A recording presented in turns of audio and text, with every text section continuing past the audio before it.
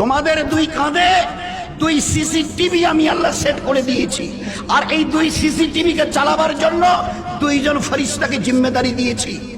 So they are called কিরামান কাতিবিনা ইয়ালামুনা মা তাফালুন। জন্মের দিন থেকে মায়ের পেট থেকে বেরিয়ে আসো, আমি আল্লাহ বলছি স্টার্ট। এই ফেরেশতা গো অন স্টার্ট।